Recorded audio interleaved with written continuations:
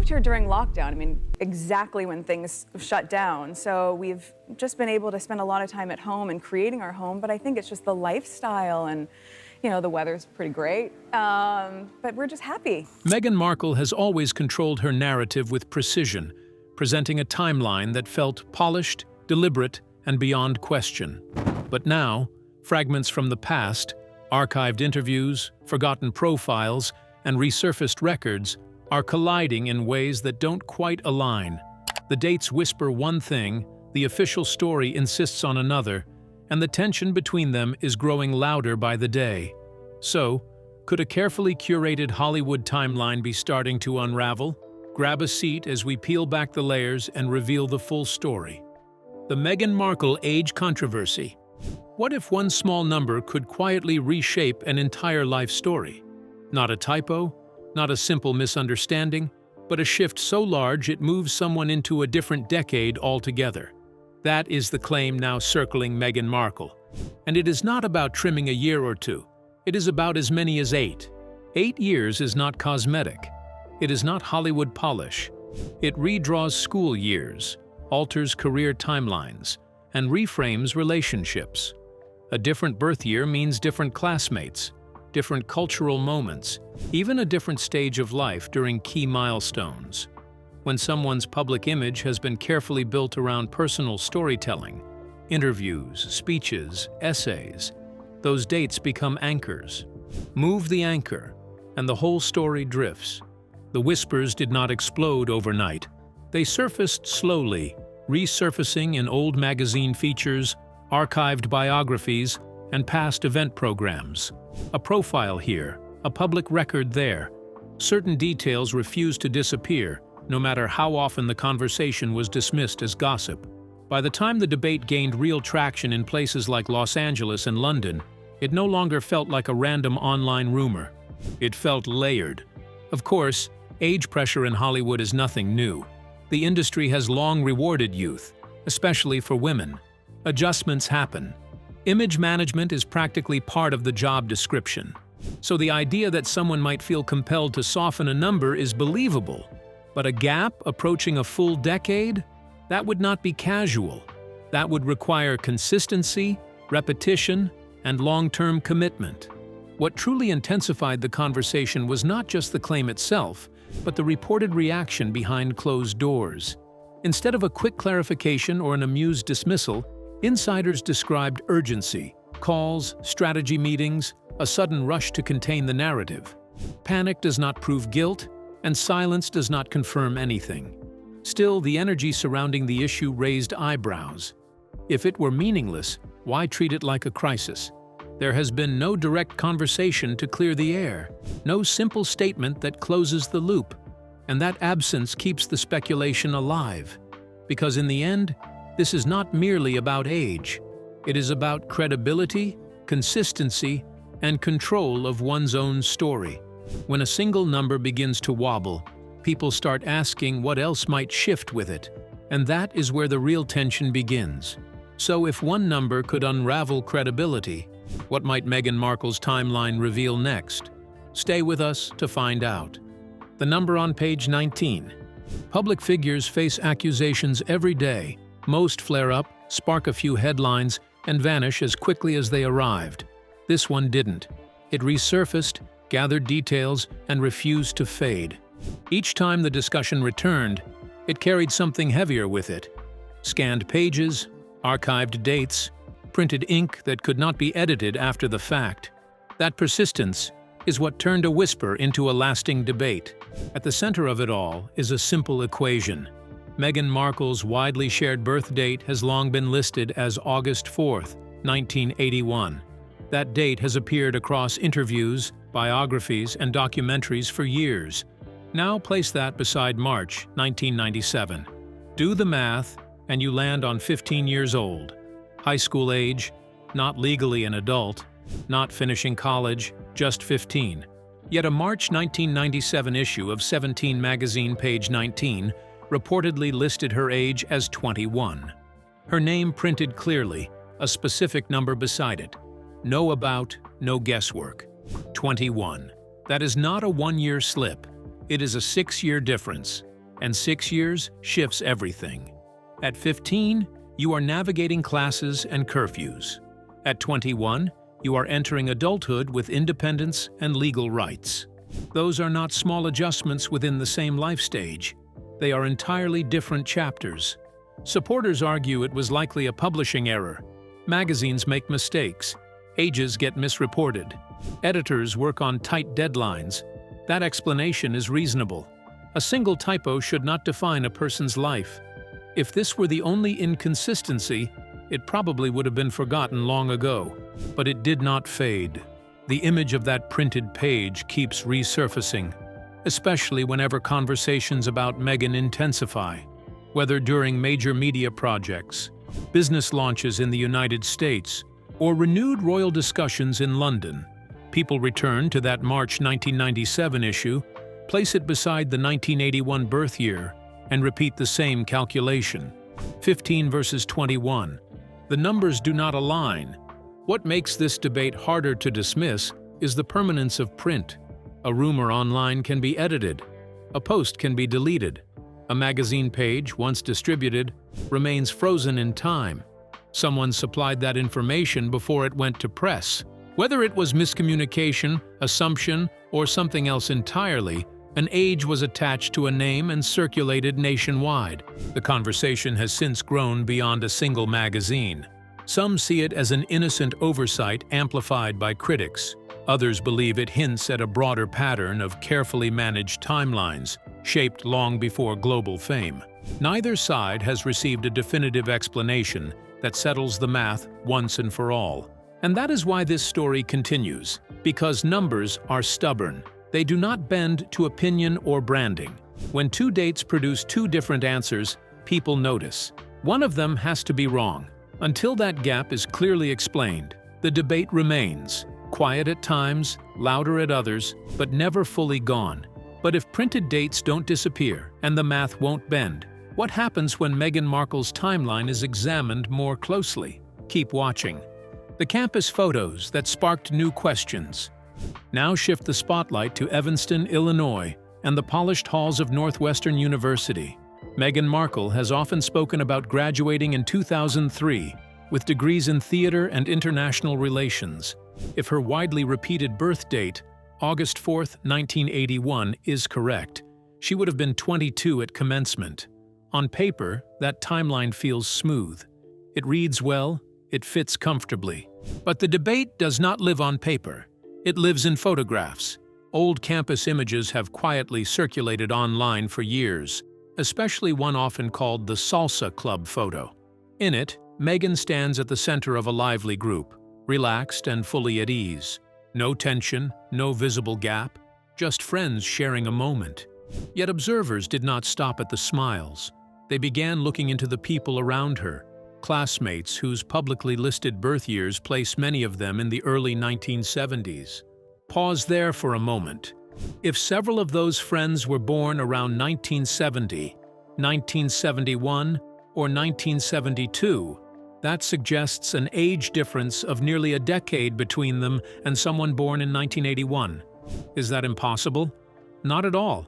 Universities are filled with graduate students, older students returning to school, and people whose paths are not straight lines.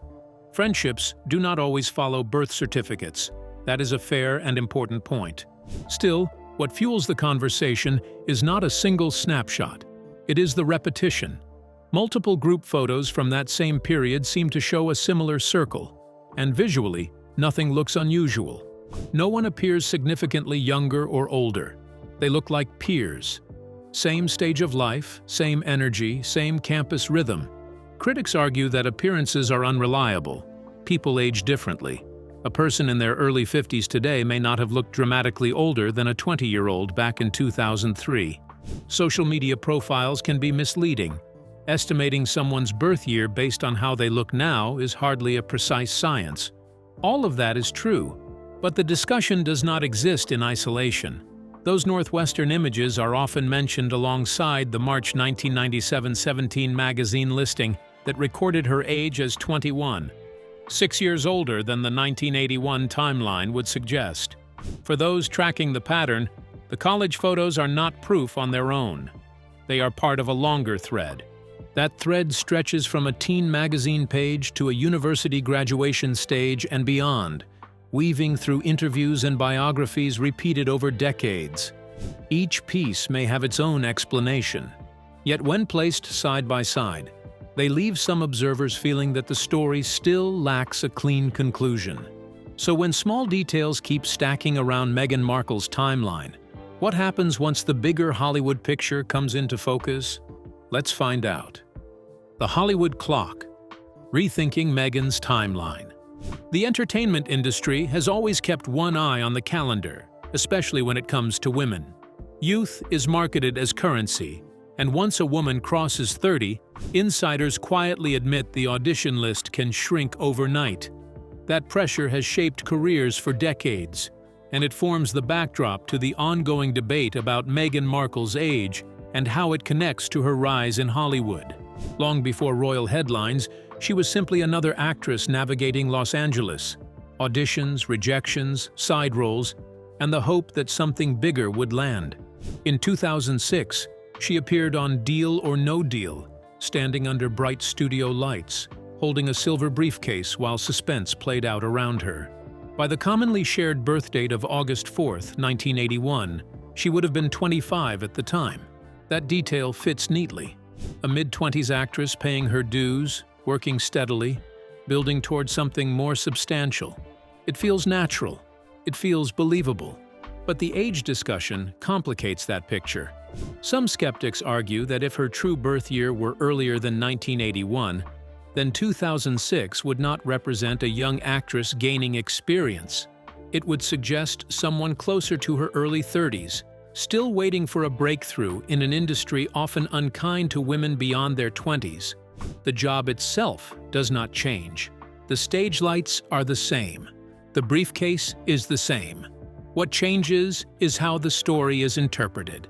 Then comes 2011 and Suits, a sharp legal drama set in New York that gave her a recognizable role and steady visibility. If born in 1981, she would have been around 30 when cast. In modern television, that is hardly unusual. Many actors hit their stride at that age or later.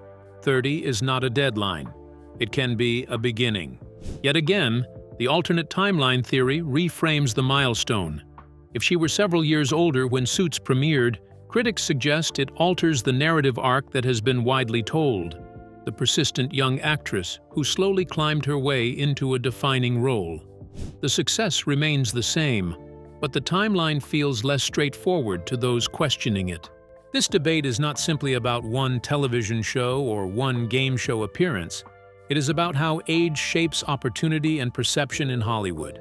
The years attached to a performer's name influence casting decisions, marketing angles, and public sympathy. A breakthrough at 25 carries one meaning. The same breakthrough at 35 can carry another. Supporters emphasize that career paths are rarely linear. Plenty of talented people find success later than expected.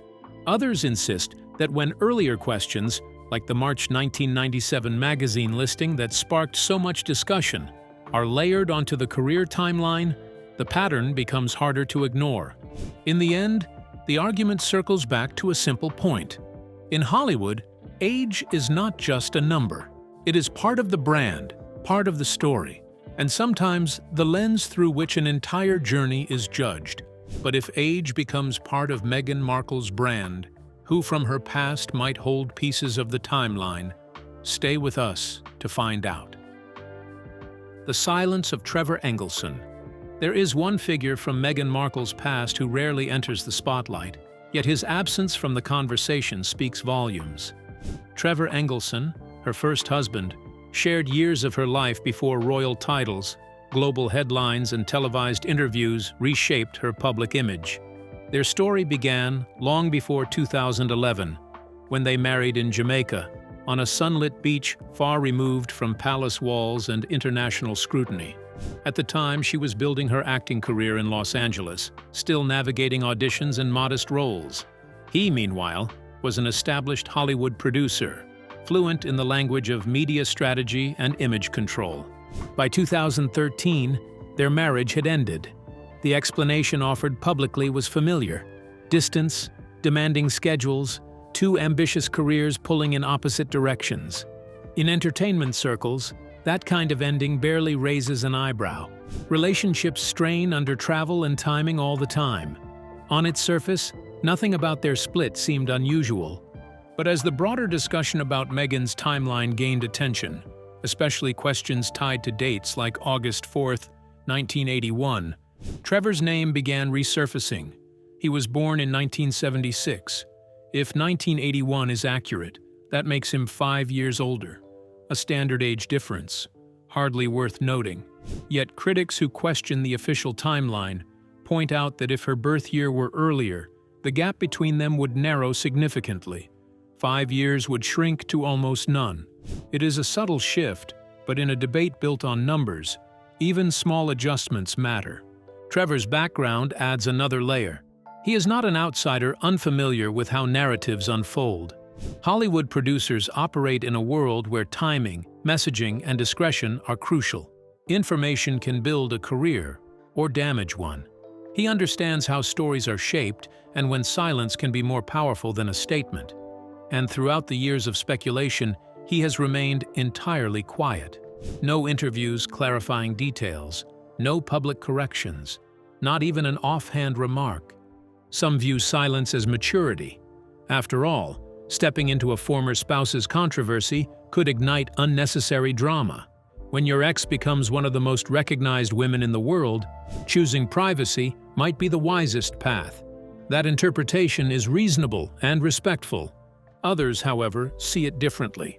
They argue that someone who shared private years that sit at the center of the debated timeline, would naturally hold insights into dates and milestones. In an industry where people eventually speak, sustained silence can feel deliberate, not suspicious in itself, but noticeable. What keeps Trevor Engelson relevant to this discussion is not what he has revealed, but what he has not. He represents a chapter of Meghan's life before global fame, before Suits in 2011 brought wider recognition, before royal headlines redefined her identity. For those examining the timeline piece by piece, his quiet presence lingers in the background. In Hollywood, words often travel fast. Silence, especially prolonged silence, carries its own weight. So when Trevor Engelson stays silent about Meghan Markle's early years, what happens once the official numbers go global? Let's keep watching. The wedding number and the paperwork that followed. The world stood still on May 19, 2018. From Windsor to Washington, screens flickered with the same images: a royal carriage, a sweeping veil, and a ceremony watched by nearly 2 billion people. Commentators repeated one small detail as part of the introduction to this new chapter. Meghan Markle was 36 years old. The number rolled easily across headlines and television banners. For most viewers, it blended into the fairy tale atmosphere and disappeared beneath the vows and celebration. But for those who had already begun questioning pieces of her timeline, that figure did not pass so quietly. If her widely stated birth date of August 4th, 1981 is accurate, then 36 in 2018 makes perfect sense. The math adds up cleanly. Yet critics who have revisited earlier moments, like the March 1997 magazine listing that sparked debate, argue that if an alternative timeline were true, she could have been several years older that day. A shift from 36 to 42 or 43 may not sound dramatic at first, but within the carefully shaped narrative of a modern royal bride, even a 6 or 7 year difference can subtly change perception. No one disputes the wedding itself. The ceremony happened. The vows were exchanged. What remains under scrutiny is whether every detail attached to that global broadcast was beyond question. When earlier discussions about college years and printed ages already exist in the background, a widely announced number becomes another piece placed beside the others. Then, less than a year later in May 2019, attention turned to a different milestone: the birth of Archie. As with any royal arrival, official documents followed. The original birth certificate listed her full legal name, Rachel Meghan Markle, exactly as it appears on formal records. Weeks later, that certificate was amended to reflect her royal style. Palace representatives described the update as routine, aligning the paperwork with established protocol. In royal circles, titles and formatting carry specific rules. Administrative changes are not unusual. Yet in an environment already thick with speculation, even a procedural adjustment sparked fresh questions. Why was the revision necessary? Was it simply about titles? Or had something been overlooked in the first filing? Online discussions quickly wove the update into the broader timeline debate. None of these moments, neither the wedding broadcast age nor the certificate amendment, stands as definitive proof of anything beyond what has been officially stated. The 1981 birth year remains unchanged. The explanations given have been clear.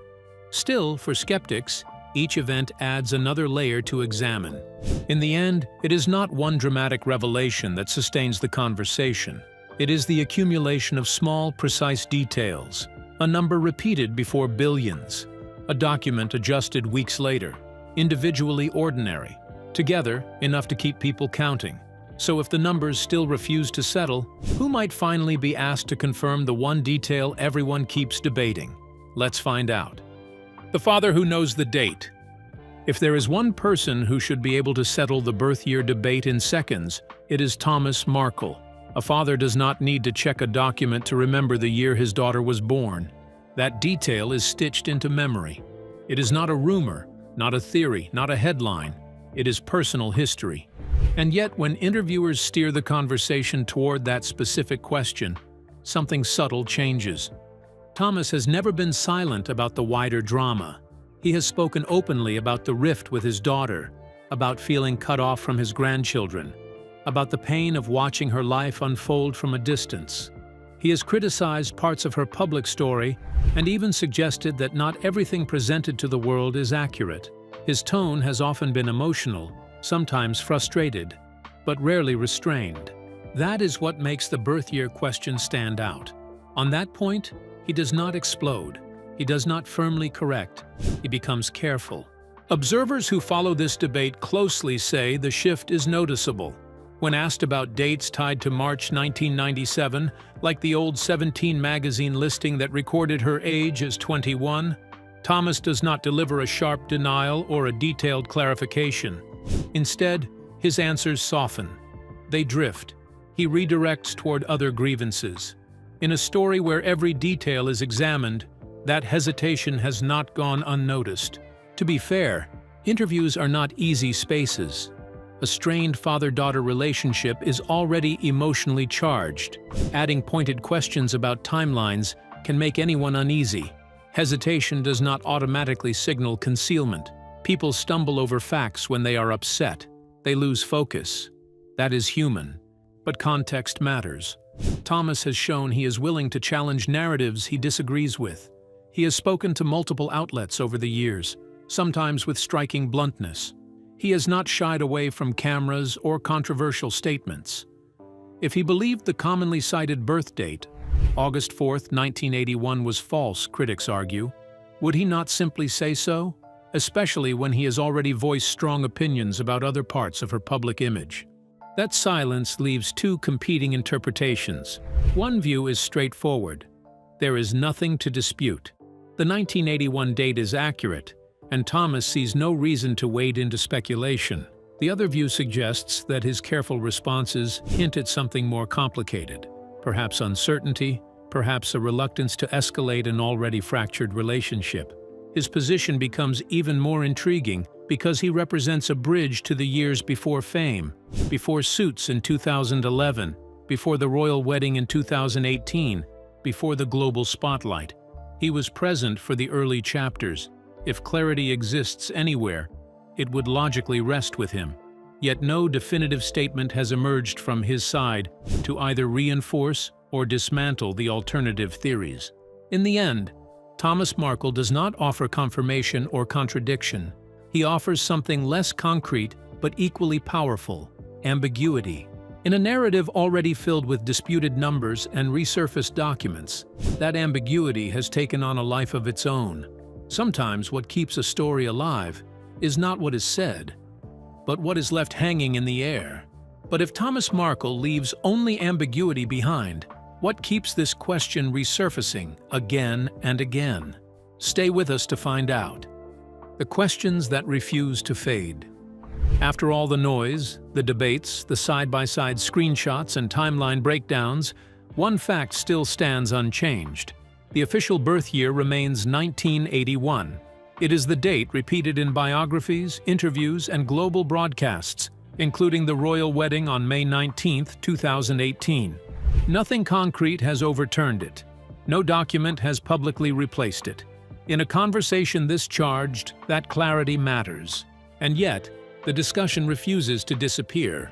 Most celebrity rumors flare up and fade within weeks. A headline grabs attention, social media argues for a while, and then the spotlight shifts. This one has not followed that pattern. It keeps resurfacing, sometimes quietly, sometimes loudly, pulling new people into the debate each time. Some dismissed it at first. Others are only now discovering the older pieces that started it all. What fuels it is not a single dramatic revelation.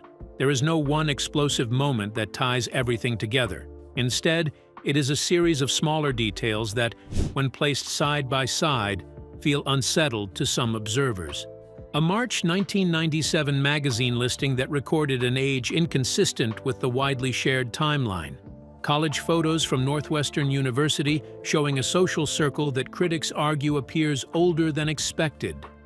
A first husband, married in 2011 and divorced in 2013, who has chosen steady silence despite understanding the machinery of Hollywood.